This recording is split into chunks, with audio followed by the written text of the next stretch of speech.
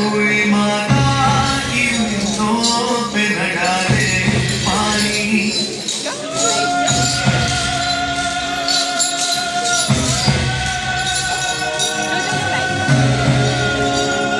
कोई माता की ऊँटों पे न डाले पानी।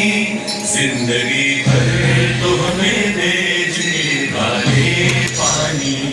जिंदगी भर तो हमें भेज के डाले पानी।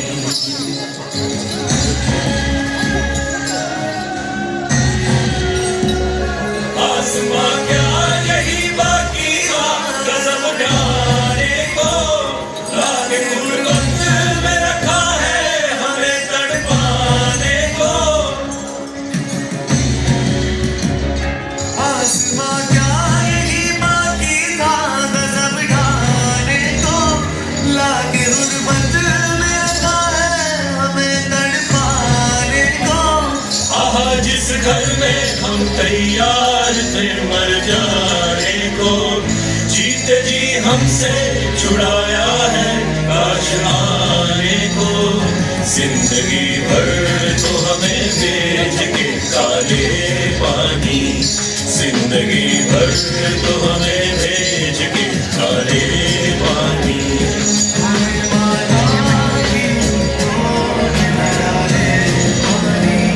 कोई माता की उम्मीदों पे न डाले पानी।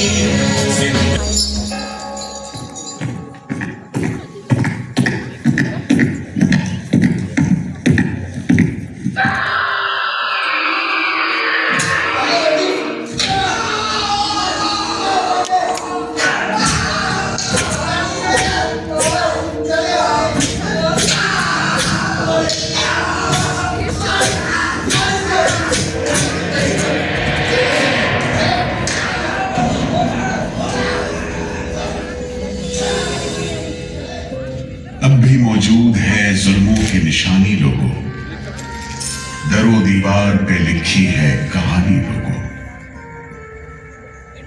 कहां से शुरू करूं ये कहानी? जुल्म सितम की यह दास्तां, आजादी के परवानों की वीरता और त्याग की गाथा। मैं जो एक रूह हूं, आत्मा, उन तमाम लोगों की जिन्होंने अपने खून पसीने से, अपने बलिदान से, जान की कुर्बानियों से इस मिट्टी के जर्रे जर्रे को आजादी का तीरथ बना दिया। मैं गवाह हूं उस जुल्म का जो यहां आदम के बेटों ने आदम के बेटों पर बेरहमी से ढाया। सदियों से मैं इसी जगह मौजूद हूं। मेरे सीने में दफन है वो सारी कहानियां जिन्होंने इन हरे भरे खूबसूरत टापुओं को वो खौफनाक नाम दिया, काला पानी।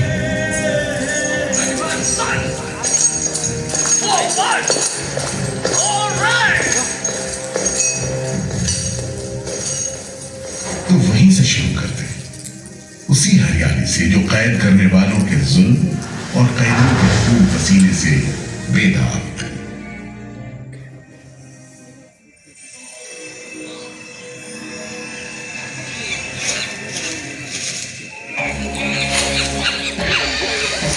कहते हैं अंडमान द्वीप समूह का नाम रामायण के प्रतापी वानर देवता अंडमान यानी हनुमान के नाम पर रखा गया। पुराने जमाने से यह कहानी चली आती है कि जब राम ने लंका पर चढ़ाई करने की योजना बनाई थी तो पहले इन्हीं टापुओं से धावा मारने की सोची थी, लेकिन बाद में इरादा बदलकर धनुष कोटि से हमला किया। इतिहास और पुराण में अंडमान द्वीप समूह इसी सिलसिले में याद किया जाता रहा है। उधर दूसरी शताब्दी के रोमन भूगोल शास्त्री टॉलमी ने इन टापुओं को दुनिया के पहले नक्शे में जगह दी और नाम रखा एग्डिना, एक ग्रीक गॉड एगेमेम्नॉन के नाम पर, जो भाग्य का प्रतीक है। इन टापुओं की तरफ लोगों का आना शुरू हुआ। धन प्रचारक, लुटेरे, बागी, मल्ला, किस्मत आजमाने को निकले जहाजी, हर तरह के लोग यहां आते रहे। 18वीं सदी के अंत में ईस्ट इंडिया कंपनी ने इन टापुओं पर एक बस्ती कायम करने की कोशिश की, और यहां लेफ्टिनेंट आर्चिबाल्ड ब्लेयर को भेजा,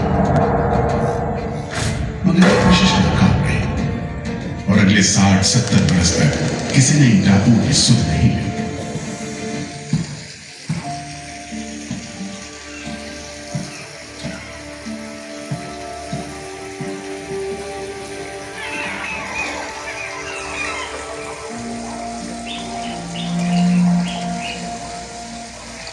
प्राकृतिक खूबसूरती और शांत समुद्र के बीच जिंदगी की खामोश लहरें उठती और बैठ जाती।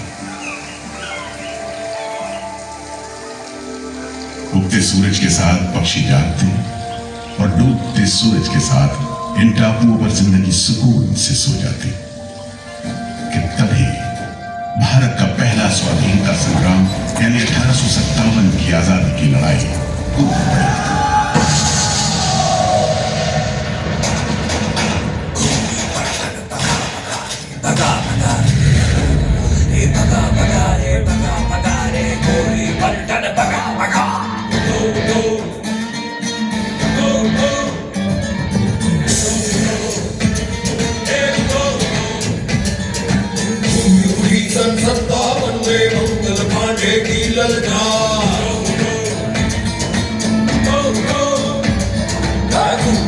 सन 57 में मंगल पांडे की ललकार।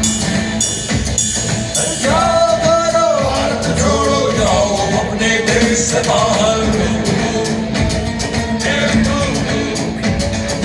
रानी झांसी तात्या तोपे, रानी झांसी तात्या तोपे, नानाजी दिल्ली दरबार।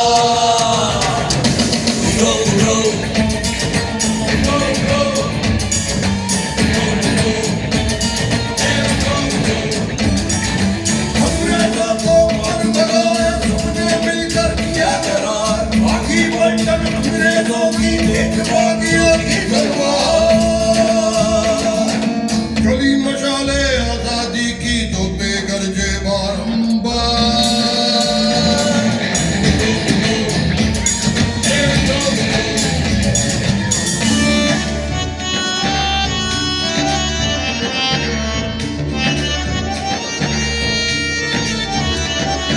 लोहे से लोहा बजता था, मची हुई थी चीख-पुकार।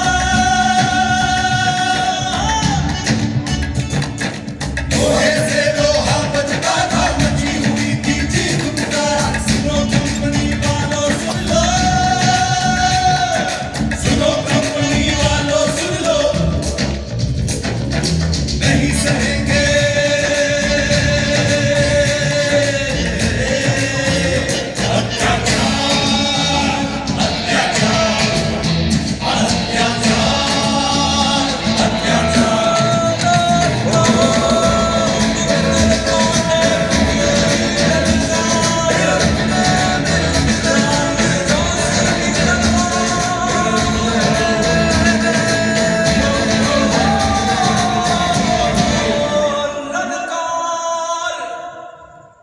जल्द ही बगावत की लपटों की तपिश शांत पड़े अंडमान द्वीप समूह पर पड़ने वाली थी।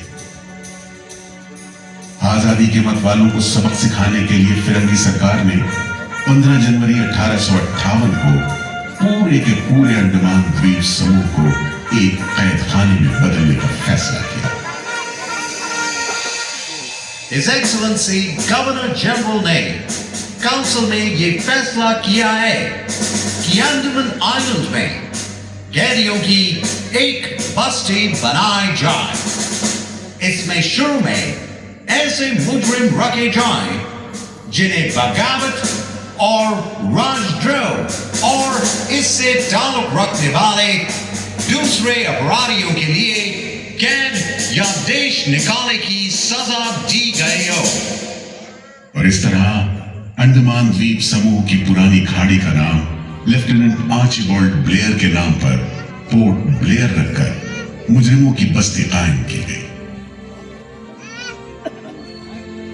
सन 57 के वीरों के नक्शे कदम पर कुछ ही साल बाद अंडमान की धरती पर पैर रखे वहाबी आंदोलन के राजनीतिक बंदी हुए। 1860 से 1872 के बीच बहुत से वहाबी आंदोलनकारी अंडमान भेजे गए। सूबे का रहने वाला एक पठान शेर अली आफरीदी भी अंडमान में उस समय उम्र कैद की सजा काट रहा था और अंग्रेजों से बदला लेने के लिए मौके की तलाश में था।